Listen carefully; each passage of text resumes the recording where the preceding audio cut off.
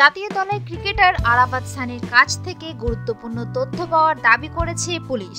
তবে মামলার সঠিক তদন্তের স্বার্থে গুরুত্বপূর্ণ সেই তথ্যের বিষয়ে কিছুই বলতে রাজি হননি তদন্ত কর্মকর্তা। তথ্য প্রযুক্তি আইনে দায়ের করা মামলায় একদিনের রিমান্ডে নেয়ার পর এই তথ্য দেন সানি। তদন্ত কর্মকর্তা মোহাম্মদপুর থানার উপপরিদর্শক ইয়াহিয়া বলেন, আরাফাত সানিকে রিমান্ডে নিয়ে জিজ্ঞাসাবাদ করলে তিনি গুরুত্বপূর্ণ তথ্য প্রদান করেন। মামলার তদন্ত শেষ না হওয়া পর্যন্ত এই বিষয়ে কোনো কিছুই বলা যাবে না।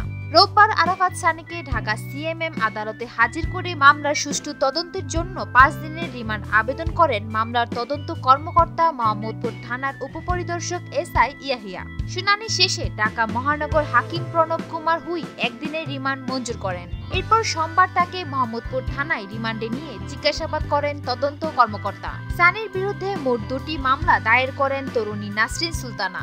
একটি তথ্য প্রযুক্তি আইন ও অপরটি যৌতুক আইন। রোববার সকালে আমিনবাজার এলাকা থেকে আরাফাত সানিকে গ্রেফতার করে মোহাম্মদপুর থানা পুলিশ।